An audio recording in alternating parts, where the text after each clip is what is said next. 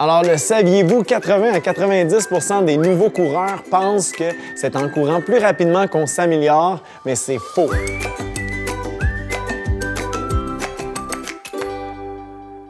Bienvenue dans cette série de vidéos où on aide les gens à choisir son soulier avec l'outil « À chacun son soulier ». Mon nom est Dominique Royer, je suis kinésiologue et je travaille à la boutique Endurance depuis 9 ans. Alors, comme je viens de mentionner, les nouveaux coureurs souvent ont tendance à penser qu'en allant plus vite, on s'améliore. Bon, je viens de le dire, c'est complètement faux. Et partant de cette idée-là, on a tendance à penser qu'en allant acheter une chaussure de performance, c'est une bonne chose. Mais ça aussi, c'est faux, parce qu'une chaussure de performance doit être portée à des moments stratégiques dans sa semaine et à des moments où on fait des entraînements de haute intensité. Partant de ce fait, je vais déterminer avec vous les différents types de souliers. Chaussures neutres, chaussures avec stabilité, la chaussure de performance et aussi la chaussure pour le sentier. Maintenant, une bonne façon de savoir si une chaussure neutre s'adresse à vous, dites-vous que si vous êtes comme 80 à 90 % des coureurs, une chaussure neutre peut être faite pour vous. Alors, ce que je veux dire par de 80 à 90 % des coureurs, donc des coureurs standards, c'est le nouveau coureur qui souhaite débuter la course à pied, c'est le coureur qui court depuis quelques années mais qui n'a pas de blessure tellement incommodante, c'est le coureur qui cherche la performance mais qui aimerait avoir un deuxième soulier qu'il pourrait porter quotidiennement, c'est un coureur qui ne sait pas trop de quel type de coureur il est. À ce moment-là, lui va opter pour une chaussure neutre. Alors, c'est ça un coureur standard, 80 à 90 % d'entre nous. Sinon, ce serait une chaussure avec stabilité. À ce moment-là, ce serait un coureur qui aurait besoin de stabilité dû à un affaissement au niveau de son arche, dû à un pied plat et un coureur qui fait de grandes enjambées. Donc, on le disait un peu plus tôt, un coureur qui court lourdement. À ce moment-là, lui, il irait pour une chaussure avec stabilité. Mais sinon, si vous vous considérez comme un coureur assez standard, allez-y avec une chaussure neutre, même si vous cherchez la performance, parce que 80 % du temps, vous allez devoir mettre votre chaussure neutre pour fonctionner.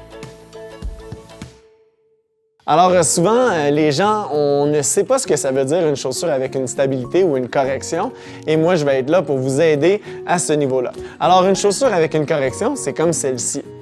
Ce qui va arriver dans la semelle, c'est que ça va être assez mou un peu partout. Donc au côté latéral, même à l'avant et même chose à l'arrière. Toutefois, sous l'arche du pied, ce sera beaucoup plus dense pour éviter un affaissement au niveau de l'arche.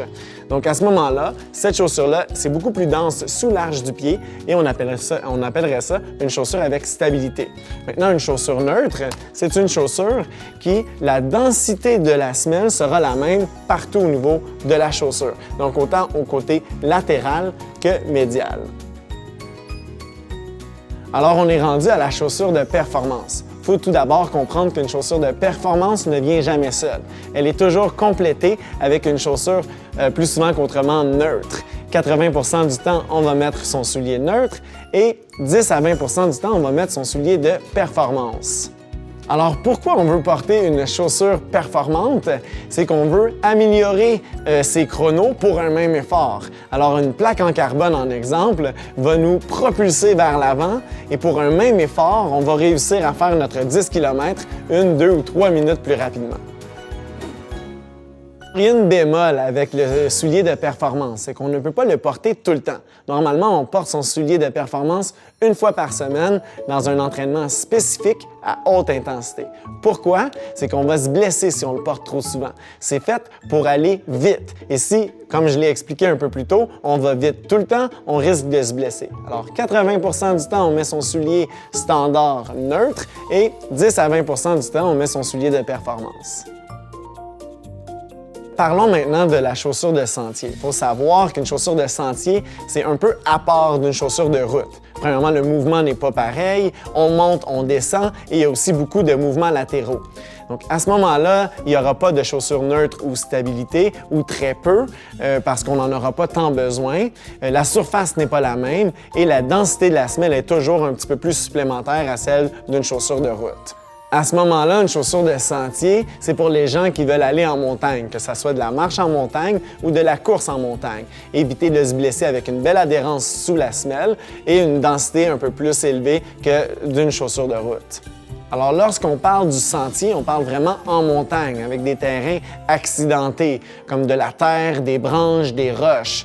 Et c'est une catégorie complètement à part du gravier ou de l'asphalte ou de la route comme on connaît habituellement. Pour résumer le tout, on a 4 différents types de souliers. La chaussure de performance qu'on met une fois par semaine pour un entraînement spécifique à haute intensité. On a le soulier stable qui est fait pour 10 ou 15% des coureurs avec un sujet de blessure. Donc quelqu'un qui a un affaissement au niveau de l'anche, quelqu'un qui fait des grandes enjambées, qui a une foulée lourde. La chaussure neutre est faite pour 80 à 90% des coureurs et est faite pour porter le plus souvent possible. Et on a aussi la chaussure de sentier qui est une chaussure catégorie à part pour la marche ou la course en montagne. Alors maintenant, c'est le moment de faire votre sélection parmi les différents types de souliers qu'on vous a proposés dans les différentes vidéos. Je vous invite à aller un peu plus bas pour faire votre sélection. Et si vous avez des questions, ne vous gênez pas à nous appeler. On a différents experts qui pourraient vous répondre ou même d'appeler une boutique locale dans votre coin pour répondre à vos questions.